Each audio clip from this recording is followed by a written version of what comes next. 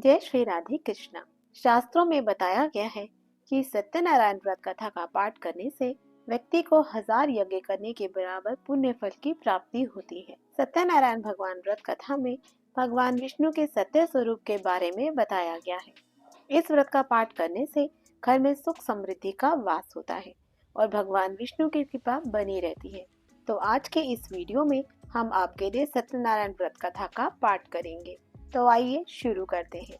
सबसे पहले भगवान गणेश को नमस्कार करके कथा को आरंभ करते हैं। इससे पहले अगर आप चैनल में नए हैं तो चैनल को सब्सक्राइब कर लें और अगर वीडियो अच्छी लगे तो इसे लाइक और शेयर करना ना भूलें। सत्यनारायण व्रत कथा का पहला अध्याय। एक समय की बात है, नैमिषारण्य तीर्थ में शौनकादि 88,000 ऋषियों ने श्री सुत जी से पूछा, हे प्रभु, इस कलयुग में वेद विद्या रहित मनुष्यों को प्रभु भक्ति किस प्रकार मिल सकती है तथा उनका उद्धार कैसे होगा। हे मुनि श्रेष्ठ, कोई ऐसा तप बताइए जिससे थोड़े समय में ही पुण्य मिले और मनवांछित फल भी मिल जाए। इस प्रकार की कथा सुनने की हम इच्छा रखते हैं। सर्व शास्त्रों के ज्ञाता सूत जी बोले, हे वैष्णव में पूछे, आप सभी ने प्राणियों की हित की बात पूछी है, इसलिए मैं एक ऐसे श्रेष्ठ व्रत को आप लोगों को बताऊंगा जिसे नारद जी ने लक्ष्मी नारायण जी से पूछा था और लक्ष्मीपति ने मुनि श्रेष्ठ नारद जी से कहा था। सो आप इसे ध्यान से सुनिए।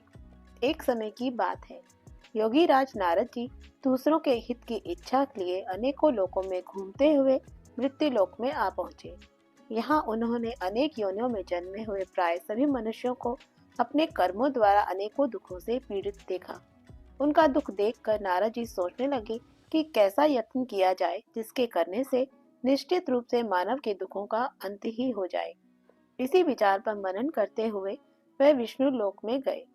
वहां वह देवों के ईश नारायण की स्तुति करने लगे, जिनके हाथों में शंख, चक्र, गदा और पद्म थे तथा गले में वरमाला पहने हुए थे। स्तुति करते हुए नारद जी बोले, हे भगवान, आप अत्यंत शक्ति से संपन्न हैं। मन तथा वाणी भी आपको नहीं पा सकती है। आपका आदि, मध्य तथा अंत नहीं है। निर्गुण स्वरूप सृष्टि के कारण भक्तों के दुख को दूर करने वाले हैं। आपको मेरा नमस्कार है।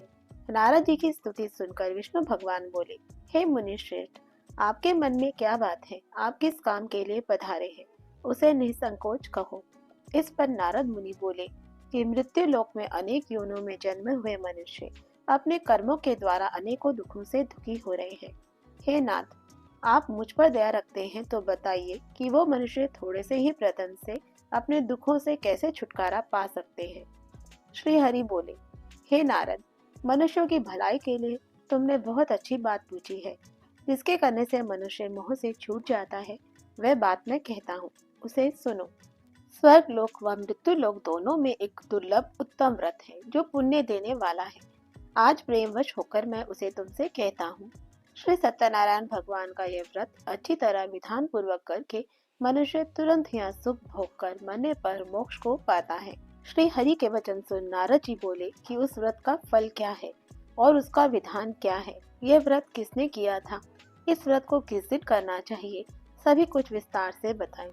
नारद की बात सुनकर श्री हरि बोले, दुख व शोक को दूर करने वाला, ये सभी स्थानों पर विजय दिलाने वाला है। मानव को भक्ति व श्रद्धा के साथ शाम को श्री सत्यनारायण की पूजा धर्मपरायण होकर ब्राह्मणों व बंधुओं के साथ करनी चाहिए। भक्ति भाव से ही नैवेद्य, केले का फल, घी, दूध और गेहूं का आटा सवाया लेवे। गेहूं के स्थान पर साठी का आटा, शक्कर तथा गुड़ लेकर वह सभी भक्षण योग्य पदार्थों को मिलाकर भगवान का भोग लगाए। ब्राह्मणों सहित बंधु बांधवों को भी भोजन कराए। उसके बाद स्वयं भोजन करे। भजन कीर्तन के साथ भगवान की भक्ति में लीन हो जाए। इस तरह से सत्यनारायण भगवान का यह व्रत करने पर मनुष्य की सारी इच्छाएं निश्चित रूप से पूरी होती हैं। इस कली काल अर्थात कलयुग में मृत्यु लोक में मोक्ष का यही एक सरल उपाय बताया गया है। श्री सत्यनारायण व्रत कथा का पहला अध्याय संपूर्ण। बोलिए श्री सत्यनारायण भगवान की जय। सत्यनारायण भगवान की व्रत कथा का दूसरा अध्याय। सूत जी बोले, हे ऋषियों, जिसने पहले समय में इस व्रत को किया था उसका इतिहास कहता हूँ, ध्यान से सुनो। सुंदर काशीपुरी नगरी में एक अत्यंत निर्धन ब्राह्मण रहता था। भूख प्यास से परेशान वह धरती पर घूमता रहता था। ब्राह्मणों से प्रेम करने वाले भगवान ने एक दिन ब्राह्मण का वेश धारण कर उसके पास जा आदर के साथ पूछा, हे विप्र, नित्य दुखी होकर तुम धरती पर क्यों घूमते हो? दीन ब्राह्मण बोला, मैं निर्धन ब्राह्मण हूँ, भिक्षा के लिए धरती पर घूमता हूँ। हे भगवान, यदि आप इसका कोई उपाय जानते हैं तो बताइए। वृद्ध ब्राह्मण कहने लगे कि सत्यनारायण भगवान मनोवांछित फल देने वाले हैं, इसलिए तुम उनका पूजन करो। इसके करने से मनुष्य सभी दुखों से मुक्त हो जाता है। वृद्ध ब्राह्मण बनकर आए सत्यनारायण भगवान उस निर्धन ब्राह्मण को व्रत का सारा विधान बतलाकर अंतर्धान हो गए। ब्राह्मण मन ही मन सोचने लगा कि जिस व्रत को वृद्ध ब्राह्मण ने बताया है मैं उसे जरूर करूंगा। यह निश्चय करने के बाद उसे रात में नींद भी नहीं आई। वह सवेरे उठ सत्यनारायण भगवान के व्रत का निश्चय कर भिक्षा के लिए चला गया। उस दिन निर्धन ब्राह्मण को भिक्षा में बहुत धन मिला, जिससे उसने बंधु बांधवों के साथ मिलकर श्री सत्यनारायण भगवान का व्रत संपन्न किया। भगवान सत्यनारायण का व्रत संपन्न करने के बाद वह निर्धन ब्राह्मण सभी दुखों से छूट गया और अनेक प्रकार की संपत्तियों से युक्त हो गया। उसी समय से वह ब्राह्मण हर महीने इस व्रत को करने लगा। इस तरह से सत्यनारायण भगवान के व्रत को जो मनुष्य करेगा वह सभी प्रकार के पापों से छूटकर मोक्ष को प्राप्त होगा। जो मनुष्य इस व्रत को करेगा वह सभी दुखों से मुक्त हो जाएगा। सूत जी बोले कि इस तरह से नारद जी से नारायण जी का कहा हुआ श्री सत्यनारायण व्रत को मैंने तुमसे कहा। हे विप्रो, मैं अब और क्या कहूँ। ऋषि बोले, हे मुनिवर, संसार में उस विप्र से सुनकर और किस किस ने इस व्रत को किया, हम सब इस बात को सुनना चाहते हैं। इसके लिए हमारे मन में श्रद्धा का भाव है। सूत जी बोले, हे मुनियों, जिस जिसने इस व्रत को किया है वह सब सुनो। एक समय वही विप्र धन व ऐश्वर्य के अनुसार अपने बंधु बांधवों के साथ इस व्रत करने को तैयार हुआ। उसी समय एक लकड़ी बेचने वाला बूढ़ा आदमी आया और लकड़ियां बाहर रखकर अंदर ब्राह्मण के घर में गया।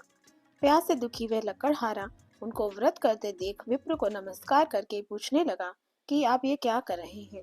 तो उन्होंने बताया कि व्रत कर रहा हूँ तथा इसे करने से क्या फल मिलेगा, कृपया मुझे भी बताएं।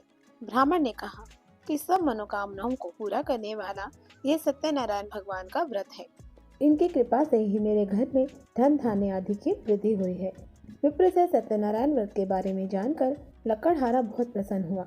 चरणामृत लेकर वह प्रसाद खाने के बाद वह अपने घर को गया। लकड़हारे ने अपने मन में इस प्रकार संकल्प किया कि आज लकड़ी बेचने से जो धन मिलेगा उसी से श्री सत्यनारायण भगवान का उत्तम व्रत करूंगा। मन में इस विचार को लेकर वह बूढ़ा आदमी सिर पर लकड़ियों को रखकर उस नगर में बेचने गया जहाँ धनी लोग रहते थे। उस नगर में उस अपनी लकड़ियों का दाम पहले दिनों से चौगुना मिला। बूढ़ा प्रसन्नता के साथ दाम लेकर केले, शक्कर, घी, दूध, दही और गेहूं का आटा ले और सत्यनारायण भगवान के व्रत की अन्य सामग्रियों को लेकर अपने घर को गया। वहां उसने अपने बंधु बांधवों को बुलाकर विधि विधान से सत्यनारायण भगवान का पूजन और व्रत किया। इस व्रत के प्रभाव से वह बूढ़ा लकड़हारा धन, पुत्र आदि से युक्त होकर संसार के समस्त सुख भोग कर अंतकाल में बैकुंठ धाम को चला गया। श्री सत्यनारायण व्रत कथा का दूसरा अध्याय संपूर्ण। बोलिए श्री सत्यनारायण भगवान की जय। सत्यनारायण भगवान की व्रत कथा का तीसरा अध्याय। सूत जी बोले, हे श्रेष्ठ मुनियों, अब आगे की कथा कहता हूँ। पहले समय में उल्कामुख नाम का एक बुद्धिमान राजा था। वह सत्यवक्ता और जितेंद्रिय था। प्रतिदिन देव स्थानों पर जाता और निर्धनों को धन देकर उनके कष्ट दूर करता था। उसकी पत्नी कमल के समान मुख वाली तथा सती साध्वी थी।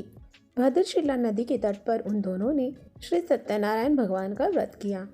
उसी समय साधु नाम का एक वैश्य आया। उसके पास व्यापार करने के लिए बहुत सा धन भी था। राजा को व्रत करते हुए देखकर वह विनय के साथ पूछने लगा, हे राजन, भक्ति भाव से पूर्ण होकर आप ये क्या कर रहे हैं? मैं सुनने की इच्छा रखता हूँ, तो आप मुझे बताएं। राजा बोला, हे साधु, अपने बंधु बांधवों के साथ पुत्र आदि की प्राप्ति के लिए एक महाशक्तिमान श्री सत्यनारायण भगवान का व्रत व पूजन कर रहा हूँ। राजा के वचन सुनकर आदर से बोला, हे राजन, मुझे इस व्रत का सारा विधान कहिए। आपके कथा अनुसार मैं भी इस व्रत को करूँगा। मेरे भी कोई संतान नहीं है और इस व्रत को करने से निश्चित रूप से मुझे संतान की प्राप्ति होगी। राजा से व्रत का सारा विधान सुन व्यापार से निवृत्त हुए अपने घर को गया। साधु वैश्य ने अपनी पत्नी को संतान देने वाले इस व्रत का वर्णन कह सुनाया और कहा कि जब मेरी संतान होगी तब मैं इस व्रत को करूँगा। साधु ने इस तरह के वचन अपनी पत्नी लीलावती से कहे। एक दिन लीलावती पति के साथ आनंदित हो संसारिक धर्म में प्रवृत्त होकर सत्यनारायण भगवान की कृपा से गर्भवती हो गई। 10वें महीने में उसके गर्भ से एक सुंदर कन्या ने जन्म लिया। दिनों दिन वैसे बढ़ने लगी जैसे कि शुक्ल पक्ष का चंद्रमा बढ़ता है। माता पिता ने अपनी कन्या का नाम कलावती रखा। एक दिन लीलावती ने मीठे शब्दों में अपने पति को याद दिलाया कि आपने सत्यनारायण भगवान के जिस व्रत को करने का संकल्प किया था, अब आप उसे करिए। साधु बोला कि हे प्रिय, इस व्रत को मैं इसके विवाह पर करूँगा। इस प्रकार अपनी पत्नी को आश्वासन दे वह नगर को चला गया। कलावती पिता के घर में वृद्धि को प्राप्त हो गई। साधु ने एक बार नगर में अपनी कन्या को सखियों के साथ देखा तो तुरंत ही दूत को बुलाया और कहा कि मेरी कन्या के लिए योग्य वर देखकर लाओ। साधु की बात सुनकर दूत कंचन नगर में पहुंचा और वहां देखभाल कर लड़की के लिए सुयोग्य वाणिक पुत्र को ले आया। उस सुयोग्य लड़के को देखकर साधु ने प्रसन्नचित्त बंधु बांधवों के साथ अपनी पुत्री का विवाह उसके साथ कर दिया, लेकिन दुर्भाग्य से श्री सत्यनारायण भगवान का व्रत करना भूल गया। इस पर श्री भगवान क्रोधित हो गए और श्राप दिया कि तुम्हें दारुण दुख प्राप्त होगा। अपने कार्य में कुशल साधु बनिया जमाई को लेकर समुद्र के पास स्थित रत्नपुर नगर में गया। वहां जाकर दोनों ससुर जमाई दोनों मिलकर चंद्रकेतु राजा के नगर में व्यापार करने लगे। एक दिन भगवान सत्यनारायण की माया से एक चोर राजा का धन चुराकर भाग रहा था। उसने राजा के सिपाहियों को अपना पीछा करते देखकर चुराया हुआ धन वहीं रख दिया जहां ससुर जमाई ठहरे हुए थे। राजा के सिपाहियों ने साधु वैश्य के पास राजा के धन को पड़ा देखा तो वे ससुर जमाई दोनों को बांधकर प्रसन्नता से राजा के पास ले गए और कहा कि उन दोनों चोरों को हमने पकड़ लिया है, अब आप आगे की कार्यवाही करके आज्ञा दें। राजा की आज्ञा से उन दोनों को कठिन कारावास में डाल दिया गया और उनका सारा धन भी उनसे छीन लिया। श्री सत्यनारायण भगवान के श्राप द्वारा साधु की पत्नी भी बहुत दुखी हुई। घर में जो धन रखा था उसे चोर चुरा कर ले गए। शारीरिक तथा मानसिक पीड़ा व भूख प्यास से अति दुखित हो अन्न की चिंता में कलावती एक ब्राह्मण के घर गई। वहां उसने श्री सत्यनारायण भगवान का व्रत होते देखा, फिर कथा सुनी और प्रसाद ग्रहण कर रात को घर आई। माता ने कलावती से पूछा, हे पुत्री, अब तक तुम कहाँ थी? तेरे मन में क्या है? कलावती ने अपनी माता से कहा, हे माता, मैंने एक ब्राह्मण के घर श्री सत्यनारायण भगवान का व्रत होते देखा है। कन्या के वचन सुन लीलावती भगवान के पूजन की तैयारी करने लगी। लीलावती ने परिवार व बंधुओं सहित सत्यनारायण भगवान का पूजन किया और उनसे वर मांगा कि मेरे पति और दामाद शीघ्र घर आ जाएं। साथ ही प्रार्थना की कि हम सबका अपराध क्षमा करें। श्री सत्यनारायण भगवान इस व्रत से संतुष्ट हो गए और राजा चंद्रकेतु को सपने में दर्शन देकर कहा कि हे राजन, तुम उन दोनों वैश्यों को छोड़ दो और तुमने उनका जो धन लिया है उसे वापस कर दो। अगर ऐसा नहीं किया तो मैं तुम्हारा धन, राज्य व संतान सभी को नष्ट कर दूंगा। राजा को यह सब कहकर भगवान अंतर्धान हो गए। प्रातःकाल सभा में राजा ने अपना स्वप्न सुनाया, फिर बोले कि वाणिक पुत्रों को कैद से मुक्त कर सभा में लाओ। दोनों ने आते ही राजा को प्रणाम किया। राजा मीठी वाणी में बोला, हे महानुभावों, भाग्यवश ऐसा कठिन दुख तुम्हें प्राप्त हुआ है, लेकिन अब तुम्हें कोई भय नहीं है। ऐसा कह के राजा ने उन दोनों को नए नए वस्त्राभूषण भी पहनाए और जितना धन उनसे लिया था उससे दुगना धन उनको वापस कर दिया। दोनों वैश्य अपने घर को चल दिए। श्री सत्यनारायण व्रत कथा का 3रा अध्याय संपूर्ण। बोलिए श्री सत्यनारायण भगवान की जय। सत्यनारायण भगवान की व्रत कथा का 4था अध्याय। वैश्य ने मंगलाचरण कर अपनी यात्रा आरंभ की और अपने नगर की ओर चल दिए। उनके थोड़ी दूर निकलने पर एक दंडी वेशधारी श्री सत्यनारायण ने उनसे पूछा, हे साधु, तेरी नाव में क्या है? अभिमानी वाणिक हंसता हुआ बोला, हे दंडी, आप क्यों पूछते हो? क्या धन लेने की इच्छा है? मेरी नाव में तो बेल और पत्ते भरे हुए हैं। वैश्य का कठोर वचन सुनकर भगवान बोले, तुम्हारा वचन सत्य हो। दंडी ऐसे वचन कहकर वहां से दूर चले गए। कुछ दूर जाकर समुद्र के किनारे बैठ गए। दंडी के जाने के बाद साधु वैश्य ने नित्य क्रिया के पश्चात नाव को ऊंची उठी देखकर अचंभा किया और नाव में बेल पत्ते आदि देखकर वह मूर्छित हो जमीन पर गिर पड़ा। मूर्छा खुलने पर वह अत्यंत शोक में डूब गया। तब उसका दामाद बोला कि आप शोक ना करें, ये दंडी का श्राप है, इसलिए हमें उनकी शरण में जाना चाहिए, तभी हमारी मनोकामना पूरी होगी। दामाद की बात सुनकर वह दंडी के पास पहुंचा और अत्यंत भक्ति भाव नमस्कार करके बोला, मैंने आपसे जो असत्य वचन कहे थे उनके लिए मुझे क्षमा दें। ऐसा कहकर महान शोकातुर हो रोने लगा। तब दंडी भगवान बोले, हे वाणिक पुत्र, मेरी आज्ञा से बार बार तुम्हें दुख प्राप्त हुआ है, तो मेरी पूजा से विमुख हुआ। साधु बोला, हे भगवान, आपकी माया से मोहित ब्रह्मा आदि देवता भी आपके रूप को नहीं जानते, तब मैं अज्ञानी कैसे जान सकता हूँ? आप प्रसन्न होइए। अब मैं सामर्थ्य के अनुसार आपकी पूजा करूँगा। मेरी रक्षा करो और पहले के समान नौका में धन भर दो। साधु वैश्य के भक्तिपूर्वक वचन सुनकर भगवान प्रसन्न हो गए और उसकी इच्छा अनुसार वर देकर अंतर्धान हो गए। ससुर जमाई जब नाव पर आए तो नाव धन से भरी हुई थी। फिर वहीं अपने अन्य साथियों के साथ सत्यनारायण भगवान का पूजन कर अपने नगर को चल दिए। जब नगर के नज़दीक पहुँचे तो दूत को घर पर खबर करने के लिए भेज दिया। दूत साधु की पत्नी को प्रणाम कर कहता है कि मालिक अपने दामाद सहित नगर के निकट आ गए हैं। दूत की बात सुन साधु की पत्नी लीलावती ने बड़े हर्ष के साथ सत्यनारायण भगवान का पूजन कर अपनी पुत्री कलावती से कहा कि मैं अपने पति के दर्शन को जाती हूँ, तू कार्य पूर्ण कर शीघ्र आ जा।